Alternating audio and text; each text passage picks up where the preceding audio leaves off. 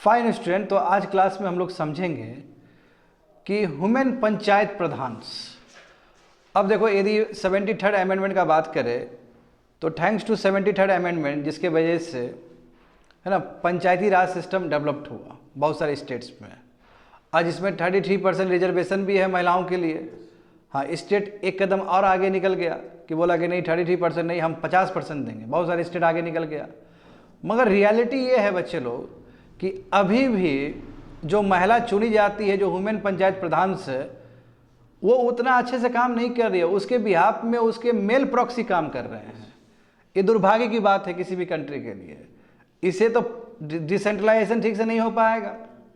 तो अभी जो रिसेंट जो रिपोर्ट आया है, वो रिपोर्ट क्या कहता है और किस तरह मेल प्रॉक्सी का जो इंटरफेरेंस है उसको कैसे कम किया जाए, तो ये बहुत ही इंपॉर्टेंट टॉपिक है, पॉलिटी के कॉन्टेक्स्ट से भी और गवर्नेंस के कॉन्टेक्स्ट से भी। तो GS paper 2 constitution and polity, तो देखते हैं, समझने का प्रयास करते हैं। तो एक कमिटी बना, एक पैनल बना मिनिस्ट्री ऑफ पंचायती राज के द्वारा, और ये पैनल, ये कमिटी बनाया गया था इसलिए ये देखने के लिए कि जो महिला प्रधान है, जो चुन के आई है, उसका किस तरह काम चल रहा है और उसमें मेल मेंबर्स का क्या डोमिनेशन है। क्योंकि हम जानते हैं कि वुमेन पंचायत प्रधान चुन के तो आ रही है अच्छा खासा, मगर साथ साथ उसके जो रिलेटिव्स, स्पेशली मेल वन, और उसमें ज़्यादातर हस्बैंड होते हैं। बहुत सारे केस में हो सकते हैं कि फादर भी हो सकते हैं, मगर अधिकतर केस में क्या होता है, हस्बैंड डोमिनेट कर रहा होता है।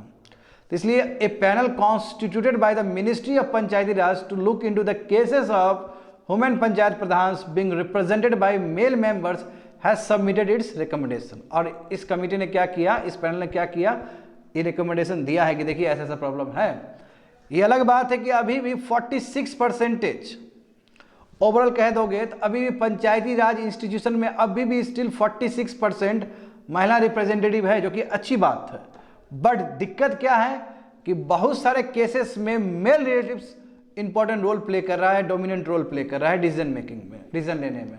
तो एक तरफ तो हमें बहुत ही रोजी पिक्चर मिल रहा है, बहुत ही खूबसूरत पिक्चर की 46% रिप्रेजेंटेशन है पंचायती राज महिलाओं का, मगर बहुत सारा ऐसा केसेस है जो देखने को मिला है जहाँ पे महिला तो प्रधान है, मगर जो उसके काउंटर पार्ट है, जो उसके हस्बैंड है, जो उसके रिलेटिव है, वो डिसीजन ले रहे हैं, जो कि गलत है। 73rd कॉन्स्टिट्यूशन अमेंडमेंट एक्ट इसलिए किया गया था ताकि महिलाओं लोग को भी से मिल सके डिसीजन में, और 1/3 रिप्रेजेंटेशन यानी कि 33% रिजर्वेशन दिया गया था महिलाओं लोग को भी। और देखो 2024 तक देखोगे तो बच्चे लोग, बहुत सारे स्टेट्स लोग आगे भी आए हैं, बहुत सारे स्टेट्स, और 21 स्टेट और 2 इंडियन टेरिटरी। तो इसने कहा कि नो 33% नहीं, 50% कर देंगे। और बिहार राज्य में भी जानते हो कि 50% वुमेन रिप्रेजेंटेशन है पंचायती राज के लिए, 33 से आगे निकल गए हम भी।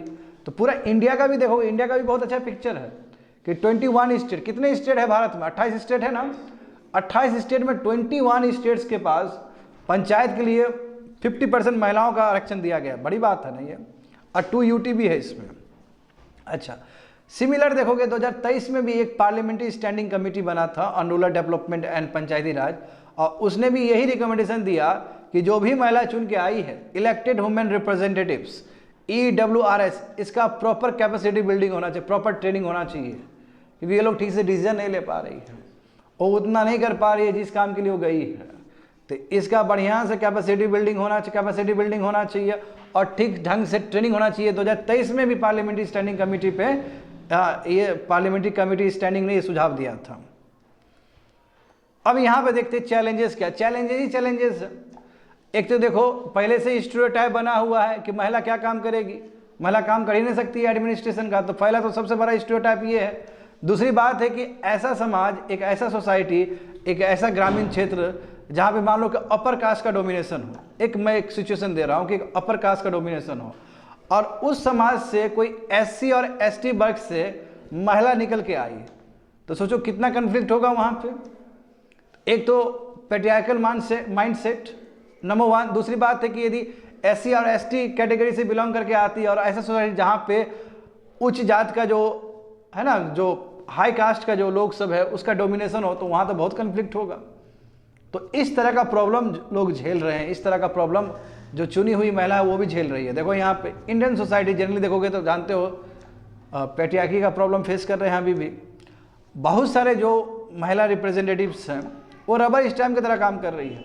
हाँ, उसके बिहाफ में प्रॉक्सी काम कर रहा है, ठीक समझे ना, उसके बिहाफ में प्रॉक्सी काम कर रहा है, उसके हस्बैंड काम कर रहे हैं, उसके फादर काम कर रहे हैं।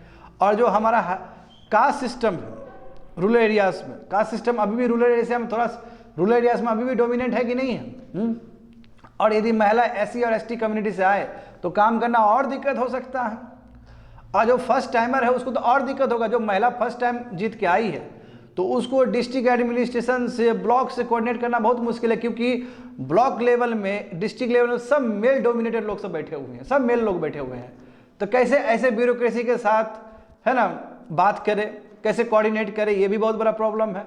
और दूसरी बात है कि जो ट्रेनिंग प्रोग्राम्स जो सरकार चलाती है वो अभी सभी टोटल इलेक्टेड रिप्रेजेंटेटिव्स को कवर नहीं की है। तो ये भी एक लकूना, ये भी एक प्रॉब्लम। तो देखो, और सबसे बड़ा प्रॉब्लम ये भी है कि रिजर्व भी किया आता है, एक ही टर्म के लिए किया आता है, अनलाइक एमपीज और अनलाइक एमएलएस। एमपीज का क्या है बच्चे लोग, डिलिमिशन से डिलिमिशन तक, डिलिमिशन कमीशन बैठता है ना, तो डिलिमिशन से डिलिमिशन तक क्या करते हैं कि बीच में एक जो सीट है जो रिजर्व कर दिया एससी के लिए, तो नेक्स्ट टाइम भी एससी के लिए ही रिजर्व रहेगा। मगर पंचायत के लिए ऐसा नहीं है। पंचायत में क्या होता है कि मान लो कि एक समाज से हमने ओबीसी को फिक्स कर दिया, तो हो सकता है कि नेक्स्ट बार वहां से कोई एससी वाला उठेगा, और फिर हो सकता है कि फिर नेक्स्ट टाइम चुनाव होते एससी वाला नहीं दूसरा वाला उठेगा, एसटी वाला उठेगा। तो यहाँ पे वो प्रोविजन नहीं है जो एमपीज और एमएलएस के लिए मिलता है।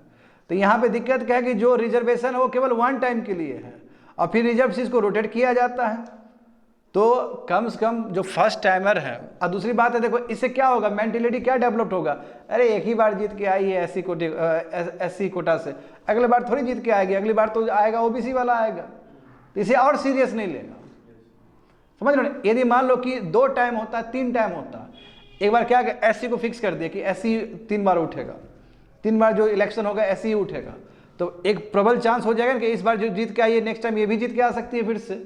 मगर क्या है कि रोटेशन वाइज है, उसके वजह से भी लोग सीरियस नहीं लेते हैं, तो ये भी एक प्रॉब्लम। तो व्हाट आर द रिकमेंडेशन, ये जो कमेटी अभी जो बना है उस कमेटी ने क्या रिकमेंडेशन दिया है, तो बहुत सारा रिकमेंडेशन बहुत फिजिबल है, किया जा सकता है, और बहुत सारा जो रिकमेंडेशन है वो फिजिबल नहीं भी है। पहला देखो, mandating gender exclusive quotas in panchayat and ward level committee, यानी कि महिलाओं लोगों का अच्छा खासा रिप्रेजेंटेशन होना चाहिए, समझे ना। और हाँ, यानी कि जेंडर एक्सक्लूसिव कोटास होना चाहिए, यानी कि ये महिलाओं के लिए, महिलाएं यहाँ पे आ सकती हैं।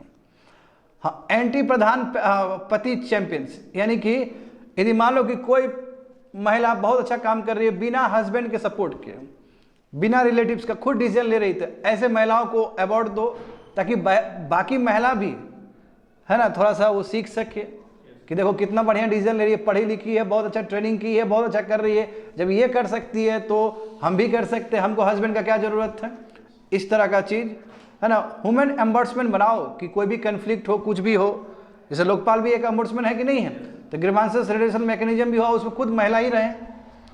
पब्लिक स्वेरिंग इन करो, यानी कि पब्लिक के बीच में शपथ दिलवाओ महिलाओं को, ताकि वो एक ड्यूटी का एहसास भी रहे। हाँ, federation of women panchayat leader, एक पूरा ग्रुप क्रिएट करो जिसमें खुद महिला लीड करे, महिला लीडर्स सब हो।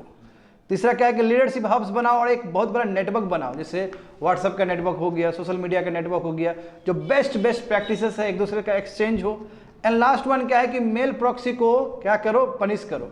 अच्छा, लास्ट स्टेटमेंट जो है वो फिजिबल नहीं है सोल्यूशन, क्योंकि यदि आप मेल प्रॉक्सी को यदि पनिश करना शुरू कर दोगे तो फिर अंडरग्राउंड होना शुरू हो जाएगा ये काम से।